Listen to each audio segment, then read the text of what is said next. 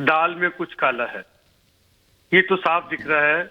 और जिस विषय पे आज चर्चा हो रही है, हमने कल भी चर्चा की, जब से घटना घटी हम डेली चर्चा कर रहे हैं और आंखें नम होती हैं। बड़ी पीड़ा होती है डिबेट करते हुए। जब डिबेट के लिए आपके यहाँ से आमंत्रण आता है कि आज इस केस पे हो रही है, तो बड़ी पीड़ा होती है।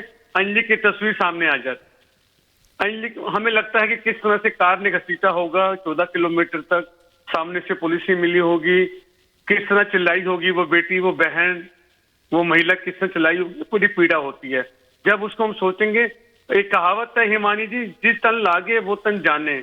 जिस पे ये बीतती है या उसके परिवार जिन पे ये बीतती है, घटना घटी है, तो जितना कष्ट उनको होगा हम समझ सकते हैं और हम उस परिवार के दुख के साथ सम्मिलित भी हैं हिमानी। जहां तक निधि की बात है, बिल्कुल मुझे लगता है कि जिस प्रकार से पुलिस कार्रवाई हो रही है और पुलिस कार्रवाई में विलंब हुआ और विलंब होने के बाद निधि पिक्चर में आई। ये बहुत ही कम निवेश पर पैकर्स एंड मूवर्स बिजनेस शुरू करके महीने का 5 लाख कमाते हैं। इनसे सीखना है तो फ्रीडम ऐप को अभी डाउनलोड कीजिए। और जो निधि के बार बार बयान बदले जा रहे हैं, इसमें शंका पैदा होती है और होनी भी चाहिए। अगर न्यायिक प्रक्रिया चल रही है और निधि के बयानों में परिवर्तन हो रहा है और वो ऐसी सहेली, ऐसी सखी हिमानी कैसे कोई छोड़ सकता है? मैं कहता हूँ भूल जाओ कि वो उसकी सहेली है, उसके साथ थी, वो दोनों फ्रेंड्स थी, हम इस बात को भूल जाते हैं। हम कहते हैं कि निधि उसके साथ भी नहीं थी, निधि सामने से घटना देख रही थी, तो भी वो कैसे घर जा सकती है? मैं तो साथ होने की दोस्ती की बात भी नहीं कर रहा। एक महिला होने के नाते, भारतीय महिला होने के नाते, भारतीय नागरिक होने के नाते, एज ए ह्यूमन बीइंग होने के नाते, कोई कैसे सोच सकता है हिमानी आप घर पे जा रही हूँ, आपके सामने से घटना घटे, आप बिल्कुल रुक जाएंगी।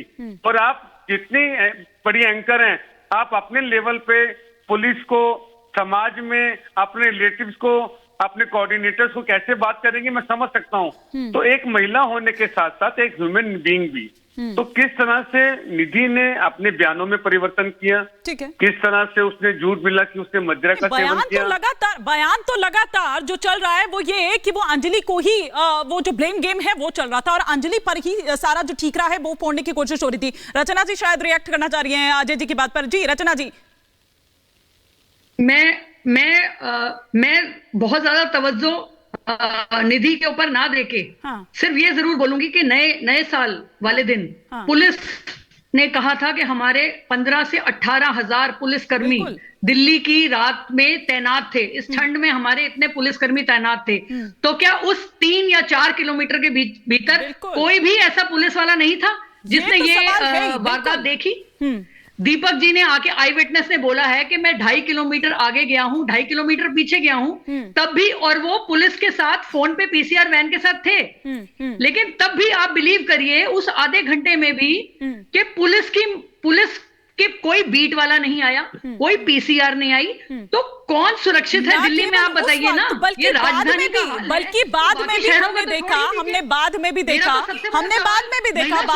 क्योंकि उस इलाके को वहां पर नहीं सील किया गया था, वहां पर ऐसे ही नॉर्मली जैसे ट्रैफिक जाता है वैसे ही वहां पर जा रहा था ट्रैफिक। लेकिन टीआर कक्कड़ जी, निधि की डिटेल्स क्यों नहीं बता रही है पुलिस? ना केवल निधि की डिटेल्स, बल्कि सिर्फ एक निधि नहीं थी, वो 5 आरोपी भी जो पुलिस की गिरफ्त में हैं वो भी उस वक्त थे, तो वो भी प्राइम गवाह हैं। वो जो पूछताछ में क्या कुछ बता रहे हैं, वो जो डिटेल्स है वो अभी तक पुलिस सामने नहीं लेकर आई है।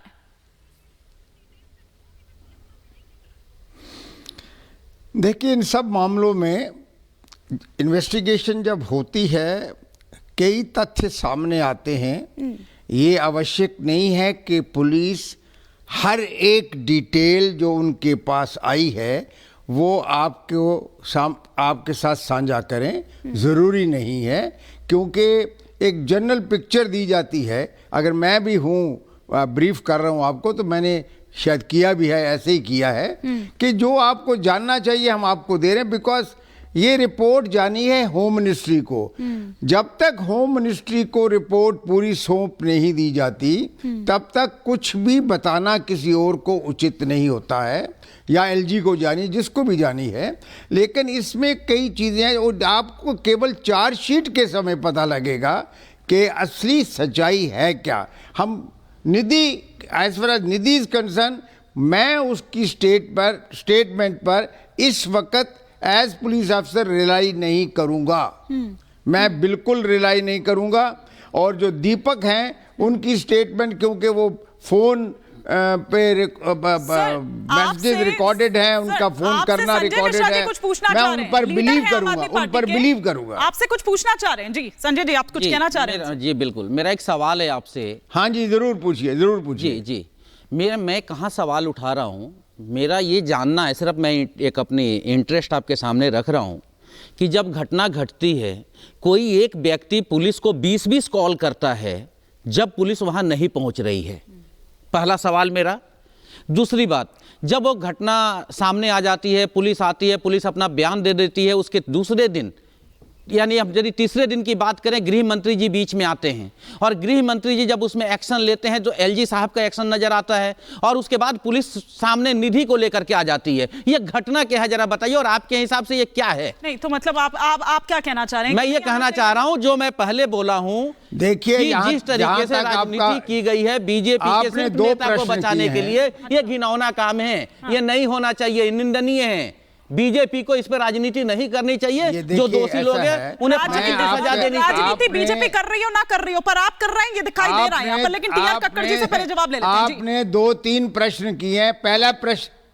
पहले प्रश्न का उत्तर ये है कि मैंने पहले ही कह दिया कि ये एक इन्वेस्टिगेशन केस का है, दूसरा इन्वेस्टिगेशन या डिपार्टमेंटल इंक्वायरी वो हो रही होगी, हो गई होगी कि पुलिस ने कहां पर कोताही की है, पुलिस कहां पर नाकामयाब रही है इसकी, और जो दोषी है उनको।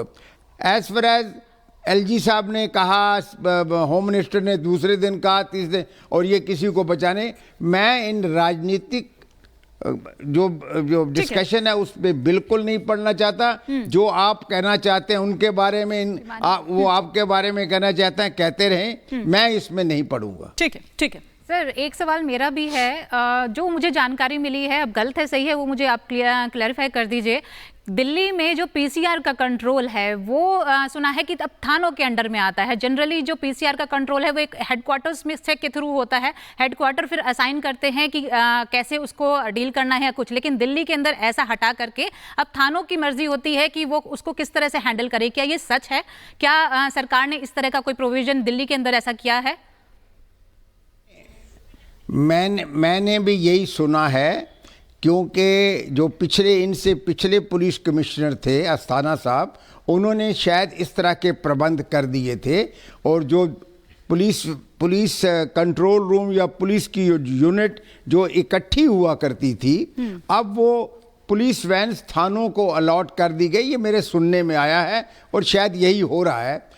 अब क्योंकि ये घटना हुई है, और वैसे होता तो शायद 4, 5, 6 पुलिस वैन भी वहाँ जा सकती थी दूसरों से, ये अब हुई है उसी थाने की वैन जो है नहीं पहुँच सकी हैं।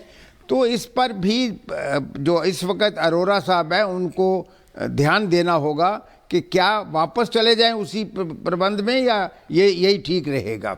ये बिल्कुल सही आप कह रहे हैं कि थानों के साथ अटैच कर दी गई हैं। जी, और ठीक है। ये बहुत ही कम निवेश पर पैकर्स एंड मूवर्स बिजनेस शुरू करके महीने का 5 लाख कमाते हैं। इनसे सीखना है तो फ्रीडम ऐप को अभी डाउनलोड कीजिए।